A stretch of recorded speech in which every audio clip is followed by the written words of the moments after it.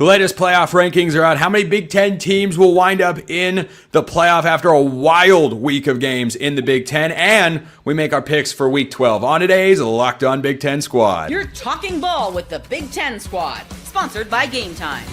From USC to Ohio State, from Michigan to Oregon, from Nebraska to Washington, it's the local experts of the Locked On Podcast Network bringing you scoops, breakdowns, and the most comprehensive preview of the upcoming Big Ten weekend. No hurt feelings and thin skin allowed. Squad up, you're part of the Big Ten Squad. Everybody, welcome to this week's Locked On Big Ten Squad. I can't believe Rutgers doesn't get any love in our Big Ten Squad intro. Can we change that, bosses that are listening to or watching this fine program? I'm your host, Spencer McLaughlin. Craig Sheeman of Locked On Big Ten is here. Mark Koken, Locked On USC, no microphone and all. Roman Tomashoff, Locked On Huskies. Jay Stevens, Locked On Buckeyes. Jacob Goins, Locked On Hoosiers. Trent Condon, Locked On Hawkeyes. Trent, GG's. Matt Sheehan of Locked On Spartans exists. He's a real person. Yeah, he's here. Had to jump on, talk about all of our wins since the last time I've been on. I mean, yeah, it's the same old. We're racking up the victories. We're staying out of headlines. It's all good in the hood over here, guys. Or the 14 football wins you had to abscond today. I don't know which one we want to talk about. Yeah, they didn't happen. I understand that this is all about the trash talk, but I got bad news for you guys. I'm already beaten to an apathetic pulp. Like, there's nothing you can say that's going to, rile me up or get under my skin. So you can feel free to tee off. Just I had a legitimate question about this. After this, what is Michigan State's last actual football win that is not vacated? Roman, we're all acting like we just forgot about the Peach Bowl in 2021 against Pitt's seventh-string quarterback. We're just gonna act like that didn't happen. Please, you casuals. 2021? Yep, 2021. So were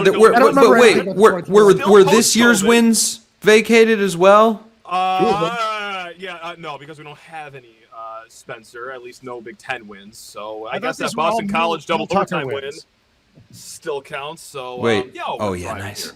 Yeah, look, Zach Seiko of Locked On Any Lines here. Why the heck not? Let's start with the playoff rankings, guys. Craig, I want to go to you first. Big Ten, I think, is in a good spot. What? No. What do you mean no? You don't get to show up late. Oh my gosh, Herrings is here? We have 10 people. What's happening? There's not even this many Big Ten teams. What is going on right now? No, there can't possibly be. Well, Ryan's almost here. Here we go. Here we go. Ready? Hey! Herrings is here. All right, so. Best squad ever. Craig. Yes. Okay, I didn't catch that, Mark. That's okay. Craig, how many Big Ten teams you think we're sending to the playoff? It feels like if we can get 10 hosts here to the Locked On Big Ten Squad, then the Big Ten should be able to get, 12 teams into the playoff? I mean, Greg Sankey's out there talking about getting 8 SEC teams in, and I almost went Billy Bean and flipped over my desk. I agree with you on that. It drives me nuts, the arrogance of the SEC people. Just think they get every single spot. Sadly, I think we're looking at 3 with Ohio State, Indiana, and I think that the Oregon-USC game will be an elimination game, even though I think no matter who wins, I mean, if you have 2 losses for the Big Ten, I think you should be in. But sadly, I think Oregon's right there. If they lose to USC, I think USC gets in, Oregon's out, and if Oregon wins, then they're squarely in. They're good to go, but I think we're looking at 3. I'm hoping for 4. Did you notice how diplomatic Craig was there? He could have set himself up to annoy me or Mark. And Mark, he just took the path of least resistance. Can you believe this coward hosts our Big Ten show? Craig knows that I've got bigger fish to fry this week if I could even consider going after that other team up north. So, yeah, I got Iowa on my mind right now. I have a little bit of a one game at a time. You hear that, Trent? He just can't stop thinking about Iowa. How do you feel about a bounce back potential for the Hawkeyes after their playoff hopes were dashed? Well, it's incredibly frustrating. You know how close Iowa was against Oregon and Indiana, and going back to the Iowa State game even, and just how different this conversation can be. It's tough. I mean, it's tough as what we do on a daily basis to kind of bounce back when you have those hopes that you thought you were going to have a year ago and they were dashed early in the season. It's difficult to bounce back, and listening to the Hawkeye players on Tuesday during the media availability, I don't know. I have a feeling maybe Oregon's going to beat them twice. I don't know what kind of effort the Hawkeyes are going to get Saturday. Speaking of effort, Herrings, Can we get a round of applause for Ryan Herrings and the Wisconsin Badgers? Roman, you knew we were going there eventually, because speaking of Big Ten teams that will not be in the playoff this year, Washington in that camp, thanks only, Ryan, to your Wisconsin Badgers. By the way, you look like you de-aged 10 years since you last showed up to the squad. You're looking svelte. Yes. It was a plucky effort. And listen, well, some of y'all I'm down in the heart of SEC country right now in a hotel in Birmingham. So I was wondering where that y'all came from. Go ahead. I'm down in the heart of SEC country, but while some of you are contemplating playoff runs, the road to bowl eligibility for the Badgers started last weekend. It's going to continue this weekend against Jacob. This team is rolling right now with one in a row. That is a streak. That is a data point we're going to count. So, yeah, forget the playoffs. The road to bowl eligibility started last weekend for Wisconsin. Stako, it almost started for Penn State. Almost. We only lost by 3. Let's go. Yeah! Hire the interim. I won't go that far, but I really do respect what Terry Smith has done as the interim head coach. It is just, it's crazy over here. It's Eli Drinkwitz. I got a text today that Brian Kelly, that there's some mutual interest there. Yeah, I know. No. So Don't do it. I'm not okay with that. Not in the slightest. Actually, I'm kind of with Mark on this one. Wait, I'm gonna ruffle some feathers here. Penn State's not alone. Michigan State also don't had call a phone call. What a tough day for Michigan State. No, every day is sunny and 85 in East Lansing. No, come on. Basketball season, Sheehan. Basketball season, baby. Hey, the Hoosiers are the highest scoring team in America. I digress. Boom. 18th in Kempom, by the way. And we're I really thought we could talk about this Michigan State-Arkansas basketball game on Saturday. I think I've been conned. I've been duped. This is how I was roped into this in the first place. I didn't know we were going to do bad. By the way, Sheehan, are you subconsciously flipping off somebody off camera there? No, that's nope. We got 2 going up right now. Okay. No, I thought that was you just to the football program in East Lansing. I'm over it, man. I'm done. That direction would be the other hand, unfortunately. But I do like the sentiment there. I wish I was that smart to think about that on the fly, but I'm not. So thanks for the credit, though. Appreciate it. Yeah, I want to get to the other side of the most shocking eventual outcome on Saturday. Roman, what happened in Madison? Just the worst disaster I've seen in a very long time for Washington football. And it's unfortunate where there were several injuries, right? Jonah Coleman goes down. Denzel Boston goes down. Washington starting center Landon Hatchett was apparently playing with a club on his right hand, so he had to snap the ball with his left and was out of the game by the end of the first quarter because that didn't work. Right tackle Drew Azzopardi goes down. Starting nickel Rashawn Clark hyperextends his knee. So that part was a disaster. Was this all in the same game? Yes. Yeah. It's crazy. Oh my God. Sorry, I wasn't dialed into every single snap of that one because I thought it was going to be a snooze. Of course so you wasn't. only texted me in the fourth quarter. Got it. All right. That's correct. I had a previous commitment.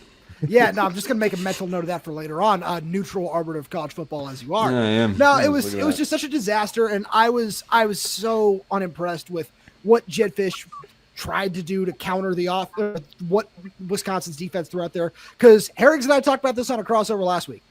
Wisconsin's pass rush is still more than solid, and it's just been overshadowed by an absolutely atrocious offense. I don't know how many of you guys know this, and I hate myself for putting this out there, but who can raise their hand and tell me who Wisconsin's leading passer was in this game? The punter. It was the punter. It was the punter. No. It was the punter. Oh, That's a classic Big Ten football game right there. Yeah. Let's go. We're Iowa Light. It's happening. Is that a beer? JV Ryan Iowa. is so happy. It tastes terrible. Beautiful to see Ryan this happy. I got to say, you give me hope, Ryan. Just give me hope. You're just like... Jay, when you watch all this chaos unfold, do you just feel like that?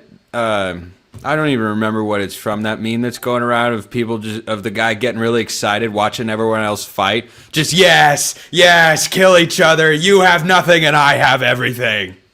Well, it's kind of comical because she hits here on the day when Michigan State is not having wins right now. I saw one of those tweets earlier about Penn State, and I think it was right after I saw a tweet about them maybe losing. No, it was a video I saw of them maybe losing a recruit to West Virginia. And so I am kind of sitting here thinking, Context to that. context to that. We don't do context. No. No, we don't have time for context. This is the Big Ten squad, Seiko. Don't be silly. Ahead of us. But it's just weird that Ohio State and Ryan Day have found a formula. They recruited at a high level. They're not perfect, but they are dominating everybody. They have not struggled in any game at all. And even last week when I was at the game against Purdue, and we're following the score, all of a sudden Penn State has the ball, IU gets the ball back, and then it's, a masterful touchdown. I'm thinking, well, that's great for them, but still, you almost lost the game. And so, but Ohio State's never been in a game where they almost lost. So it's weird sitting here right now and listening to all the chaos going on in the Big Ten. Yeah, this is like when my very wealthy and very successful lawyer friend comes to town to visit every once in a while just to check on things. Like, We'll do it except since it's you coming here, it'd actually be like you going from your house to his mansion and being like, "Wow, this must be great." They just drop by, see how things are going. Yeah, you must be having a lot of fun. Real quick, Goins, never a doubt, right? Never, ever. Not against Iowa, not against Oregon, not against Penn State. Never a doubt. I will never pick against Curt Cignetti until he gives me a reason to do so. Yeah, all right. Hold on. Did you pick against them last year when they played Ohio State? Of course not. Yeah, I'm pretty sure I did. I don't know why I wouldn't have. Okay. I think I picked against them against Notre Dame, too. Receipts. But, yeah. You can go back and look. Look at Jay going back in the memory bank there. Back in the mental time machine. There is a whole other slate of games because it is that wonderful time of year. We'll be picking every game in the Big Ten with a full 10-man squad. I'm sure we'll all agree on everything all the time. Stick around, won't you? First, this episode brought to you by our friends at FanDuel. The NBA is back, and there's no better place to get in on the action than FanDuel, the official sports betting partner of the NBA. Even if you miss the start of the game or want to ride the hot hand, FanDuel has live bets on everything from who will score next to fourth quarter comebacks. Plus, you can even combine your live bets into a same-game parlay for a shot at a bigger payout. It keeps every game exciting, especially when your team's making that late push. We're about to go over every game that is worth going over in the Big Ten this week. And those lines, of course, provided by our friends at FanDuel. If you think you know better than all of us, or perhaps some of us here at the Locked On Big Ten Squad, how those games are going, what the final scores are going to be, you can put your knowledge to the test with FanDuel. That's the place that you want to do it at because you've got points. You got the point spread, you have got point totals, you have got money line, everything you could want, prop bets, futures bets, it's all there right now. FanDuel is giving new customers $300 in bonus bets when your first $5 bet wins. So head to FanDuel.com to sign up and play your game with FanDuel, the official sports betting partner of the NBA. Let's get to week 12. How are we already here? This is probably seeming fast for some of us. And then for Seiko and Sheehan, it's seeming a lot longer. So, I need this to be fast. It's fine. It's good. Yes. Well, I was just talking about the entire season. We're going to spend plenty of time continuing to talk about college football here.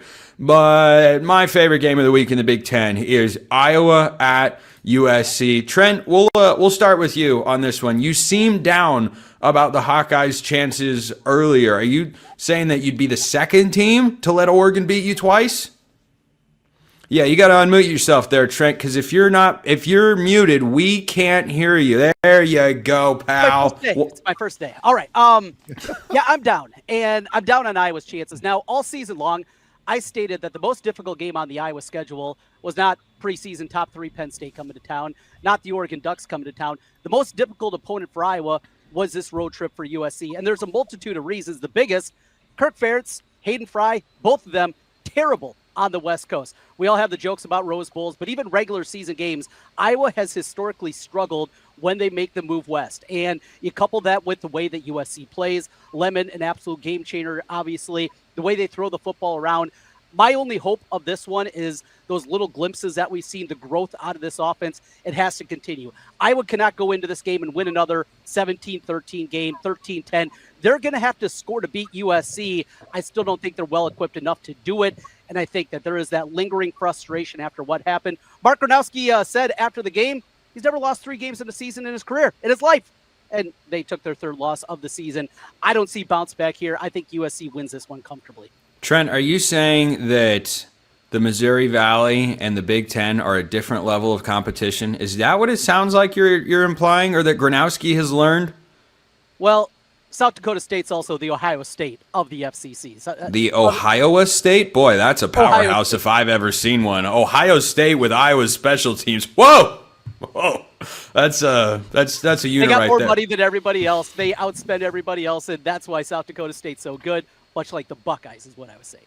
Mark, how do you feel about your Trojans? I feel pretty good. Although, tell you what, Trent, it might be more of an Iowa home game than you thought. It's going to be a downpour. It's going to be wet. It's going to be moist. They're expecting like 2 inches of rain. So we'll see. Here's the difference in the game. We know what Iowa is. They want to run the ball because they can't throw the ball. I'm shocked that you still have not had a 200-yard passing game this season. I mean, that's Why? Are we? Not this season. Not 3. Well, quick, Mark, we'll let you get back to it, but quick show of hands. Who's surprised Iowa hasn't had a 200-yard passer this year? I mean, just once. I mean, they played Albany, Spencer. Yeah. When he threw for 44 against Albany, Mark's right. I thought this guy can't pass. Hey, that's more than Justin Fields in several games this year. And he threw more than Dante Moore on Saturday. Boom. That is a true Well, you got him on that. That is a true statement. Dante just, won the game. Anyway, Mark, continue. Yeah, this game's going to come down to, does USC stop Iowa's running game? And if they do, Iowa's in a heap of trouble. Because All right, let's go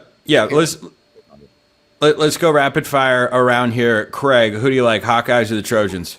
First of all, I did not have Hayden Fry mentioned on my bingo card today. That was pretty good, Trent. I think ultimately, rain or no rain, USC's ability to throw and where Iowa can't throw, it'll make the difference because I think they'll both run the ball very well on Saturday. Roman? So I'm going to take USC. I agree with Craig. Give me USC. Iowa in a look-ahead spot because they face Michigan State the following weekend. Give me the Trojans. The classic, the ever-classic look-ahead spot. Ryan, Hawkeyes, can they pull the upset? Yeah, in the rain they can. Iowa makes ugly things look pretty. If it's raining and it's ugly, give me Iowa on the road. Wow. Seiko? Mark, when was the last time USC played in a rain game, especially out in LA? They always play at least one rain game in November at home in LA. It's usually against Notre Dame. They played in the rain quite a few times this year, so it shouldn't be an issue. Okay. That's what I wanted. Just wanted to double check on that. So then I'll go with USC covering. Can I ask you a real quick question, Zach? Which loss? Please don't. Please don't. Which loss hurt more? Which loss hurt more? The one against Penn State, or against Indiana, or that one to UCLA? Jesus. The one Indiana or who? UCLA. UCLA. Oh gosh. In Indiana because there was a false sense of hope. I don't think that Penn State. But Penn State was leading against Indiana. They were never leading against UCLA. So. Kick him while he's down, Mark. Hey, Mark, how's the weather in LA? And then, well, thanks for asking, Zach. Talk to me about the pain that you've suffered. Your team What hurt sucks. the most? Starting to feel a little bit right now. We're 7-2. Yeah, Jay. Jay and Goins, you guys are the only hope left here on the metaphorical graphic for picking Iowa to win the game, because I too have the Ryan just. Oh, sorry. Ryan, he doesn't listen to you when you talk, but I do. Thank you. I know you do. I have to wear that one. That was I'm bad. not saving Terrible. any metaphorical Horrible. graphic that doesn't exist. I got USC. Jay. No, me either. If this game was at Iowa, I would pick Iowa to win, but not this time. Go Trojans. 28-17. I've also got USC. Just for fun. Roman, give me your upset concern meter this week against 0-7 Purdue going into Husky Stadium. If all four of the offensive guys that I mentioned a little bit earlier don't play, I will be somewhat concerned. Washington is 16.5-point favorites. Shout out to our good friends over at FanDuel in this game. And I still like a lot of the talent that Washington has. Like, I looked at some of the backups in this game against Wisconsin. Adam Muhammad, the sophomore running back, really impressed me. Washington has some fun young wide receivers in Desmond Roebuck, Braden Vinesbank, Chris Lawson. See more of those guys. And then with what Washington can do on defense, especially with their cornerback quarterback pairing of Takario Davis and Ephesians Brysock, plus Alex McLaughlin, the safety, who's had a tremendous season. I have enough faith that the Huskies can get it done, but it'll go from like a 1 to like a 3, I would say. Is that fair? Yeah, I think it's plenty fair. But before we break and then come back with more picks in the third segment, we're all going to go around. Who's more likely to win, Purdue at Washington or UCLA at Ohio State? Craig, you can start us off in the roundtable. Well, that would have to be Purdue at Washington. What I didn't know, Ohio State ain't losing this weekend. I don't think anybody's gonna pick UCLA. Would anyone take UCLA, or has this the is hype the whole train? reason that Spencer asked the question. See through the veil, people, please. I don't know what veil you Roman, could. I have Washington by 1 million. If that makes you feel any better. It does. Thank you, Jacob. I appreciate that. That's what Goins is here to do: kiss ass and try to get street That's cred. not But about Washington. Spencer. Wow. Yeah. no, it's just yeah. He's just not paying attention to anything Ducks we're by saying 50, over here right? today. Right, Jacob? What's that? Ducks by 50, right? Yeah, anybody? Yeah. Anybody by 50, 100 doesn't matter. I If believe they're playing if you would- Purdue, I'm picking them by 1 million. Hey, teams that win by 1 or more point have a really good record, unless it's Michigan State from 2022 to 2024. All 14, not even. All 14. two touchdowns Sheehan, I worth. promise we're gonna pick that game when we get back. You don't have to. We are. No, we are. Someone's winning their first Big Ten game this week. Here we go. That's a big deal. We're getting to that, and whether Michigan is on upset alert. To wrap up today's Locked On Big Ten Squad,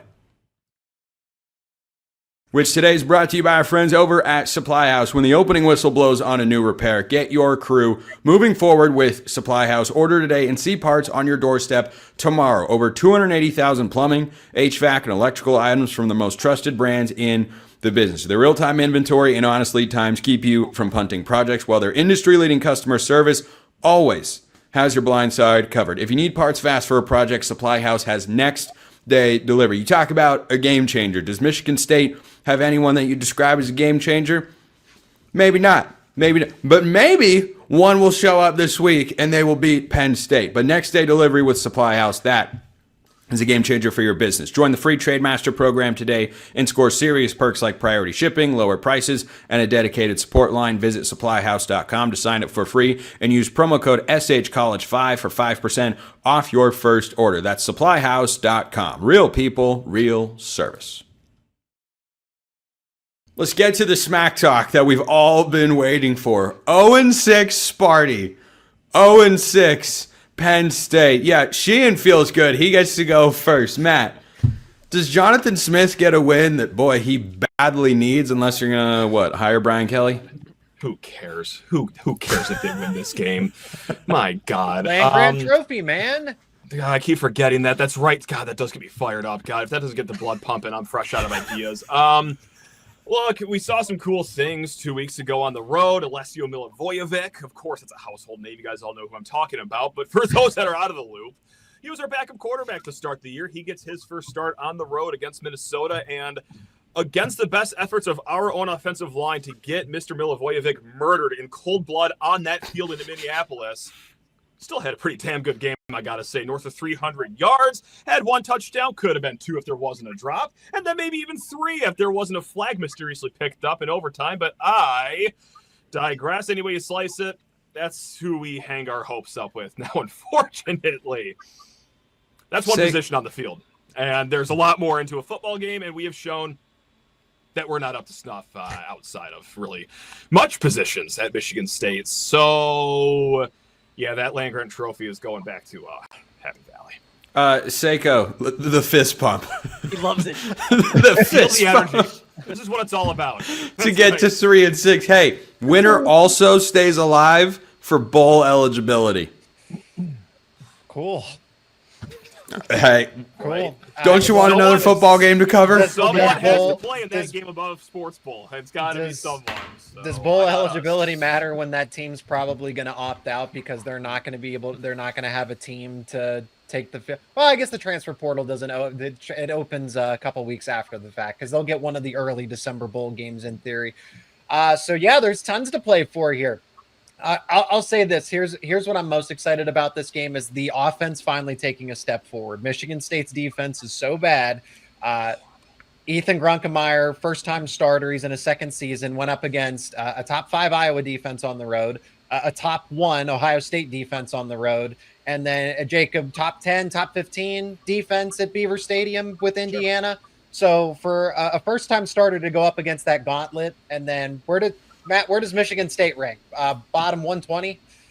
I was like, yeah, in the Big Ten, it's certainly they're 19th in the Big Ten at all defensive metrics, but yeah, for national, it is in the 120s. It's really bad this year. So somebody's scoring 30 in this game. It's either going to be one or both, and I'm thinking it's at least Penn State. So I like Penn State to win this one. Look, I'm just more inclined to be interested in a battle of 0-6 teams than Maryland going to Illinois and UCLA. TV. On CBS. 3:30. Yeah. That's right. That's incredible stuff. Granddaddy of them all, guys. That's right. That's truly incredible. But UCLA to Ohio State, Wisconsin to Indiana, Minnesota to Oregon on a Friday night. Oregon's probably got the most upset potential of any of those games. But we're gonna wrap up today's squad with this. What Herrings are? Yeah, let my guy Ryan talk about his Badgers. Come on, I want to hear it. Yeah, go ahead. While on mute.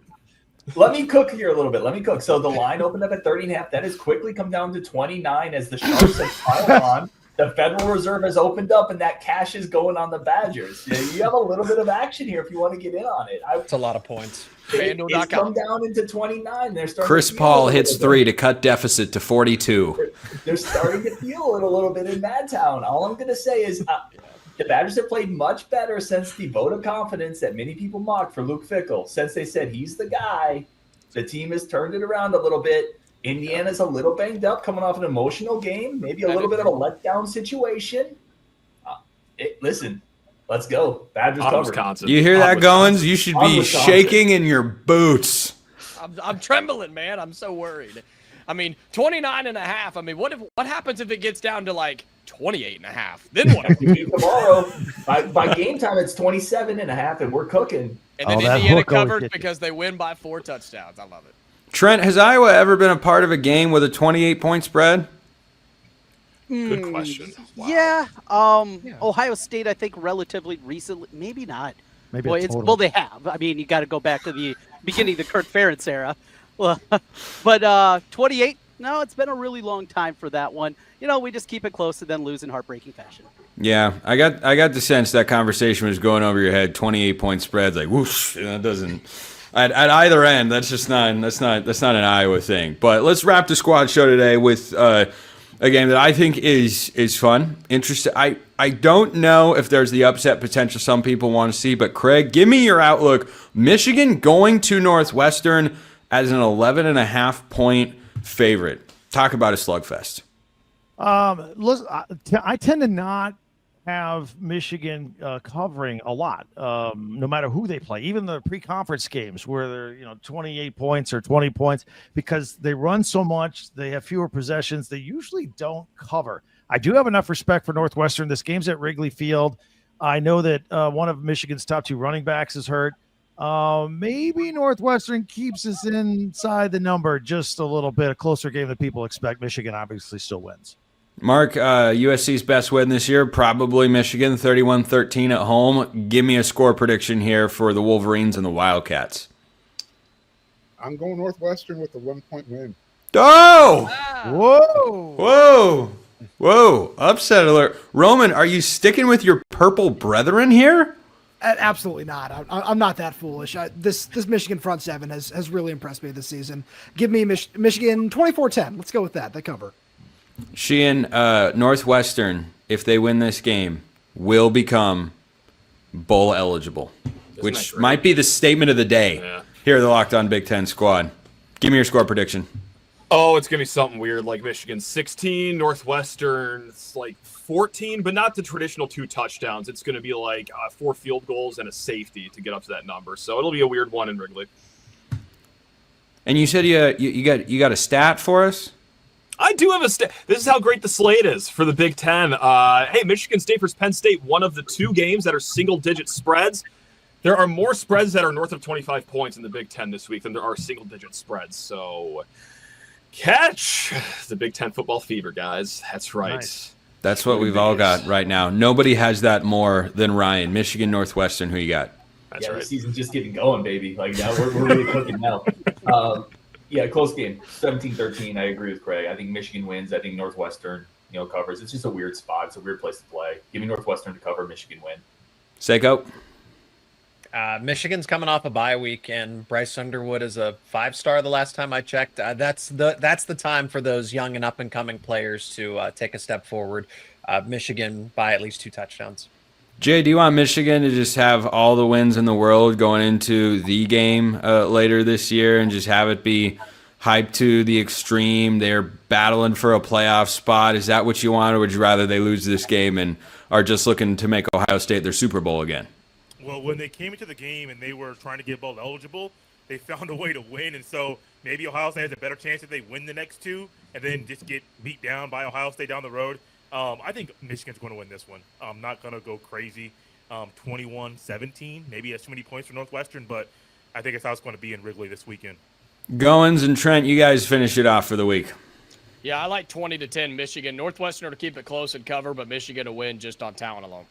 Iowa played at Wrigley against Northwestern a couple years ago. One thing, you guys have a lot of low scores. 41.5 the total at FanDuel. Like the under in this one. These field conditions are terrible for football. It is going to be ugly, sloppy, and for Michigan, you just want to get out of there, not just with the win, but healthy, something that is tough on that crappy field. Nobody loves an under like Trent Condon at Locked On Hawkeyes. That is Lot of just money standard to be made. operating procedure, baby. Hammer the under no matter where it goes. Craig Sheeman, Locked On Big Ten. Mark Colkin, Locked On USC. Roman Tomashoff, Locked On Huskies. Matt Sheehan, Locked On Spartans. Ryan Herrings, the one win, Locked On Wisconsin Badgers. Zach Seiko, soon to be one Big Ten win, Locked On Nittany Lions. Jay Stevens has more than one win at Locked On Buckeyes. Jacob Goins, the same at Locked On Hoosiers. Trent Condon, Locked On Hawkeyes. I'm Spencer McLaughlin from Locked On all over the place. We will see you next time, everyone. Until then, hope you all have a wonderful rest of your day.